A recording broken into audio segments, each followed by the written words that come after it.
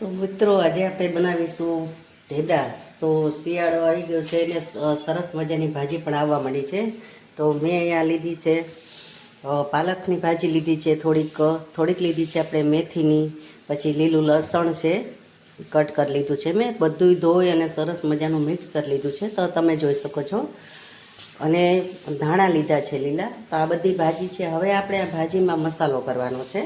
તો ભાજીમાં આપણે પહેલાં મસાલો કરી લઈશું, ત્યારબાદ આપણે લોટ એમાં લઈશું. સૌપ્રથમ પહેલાં ભાજીમાં મસાલો કરવાનો છે. તો મેં 1 ચમચી હળદર લીધી છે, થોડાક ગેસ ન થાય એના માટે મેં અજમા લીધા છે, અડધી ચમચી અજમા લીધા છે, થોડી હિંગ લીધી છે.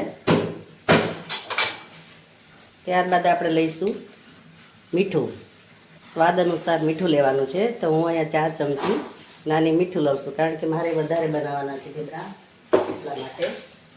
ત્યારબાદ લઈશું આપણે ચીલી ફ્લેક્સ, પછી આ લઈશું આપણે જે કિચન કિંગ મસાલો આવે છે તે લઈશું, અને થોડો ગરમ મસાલો છે, પછી ધાણા જીરું પાવડર, પછી આપણે કલર માટે લાલ મરચું પાવડર 1 ચમચી, વધારે નથી લેવાનું.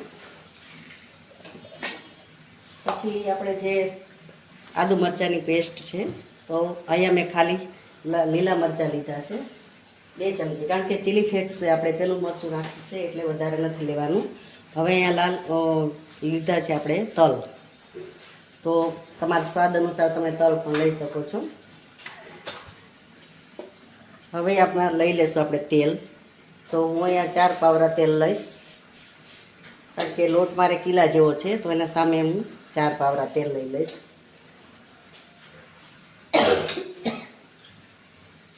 હવે લઈ લઈશું 2 ચમચા દહીંના.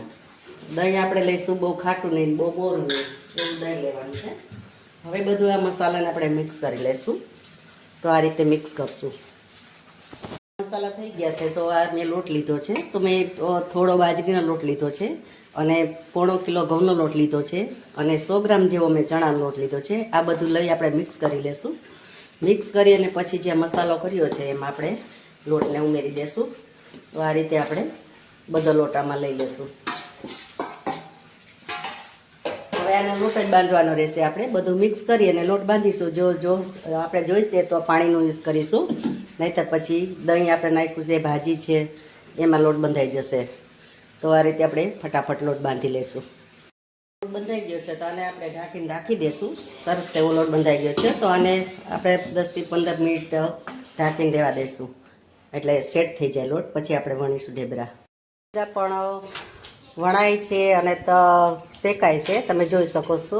સરસ મજાના ઢેબરા આપણા રેડી છે. સવારમાં ચા સાથે ઢેબરા ખાવાની બહુ મજા આવે. ચટણી છે, ચા છે, દહીં છે.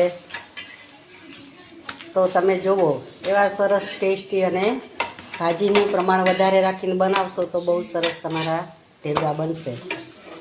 તો અહીંયા ઢેબરા પણ આપણા બની ગયા છે.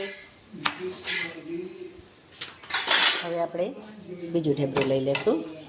તો જો અહીંયા ઢેબરા પણ બને છે, વણતા જાય છે અને હું ચોળવતી જાઉં છું. તો આ ઢેબરા ટેસ્ટીમાં ટેસ્ટી બને છે. બધી ભાજી તમે વધારે થોડીક લેજો, અને બધી વસ્તુ આમાં નાખશો. બધી ભાજી કે હાલો આપણે મૂળાની છે, પછી મેથીની છે, પાલક છે, એવી બધી ભાજી નાખીને બનાવશો તો બહુ મસ્ત બનશે. અને આપણા બધા રેડી ઢેબરા છે, તો તમે જોઈ શકો છો. નજીકથી બતાવી દઉં છું. તો ટેસ્ટી એવા સરસ મજાના, મજા પડી જાય એવા ઢેબરા આપણા તૈયાર છે. તો આપણે મળીશું નેક્સ્ટ વિડીયોમાં. ત્યાં સુધી આવજો. Thank you for watching.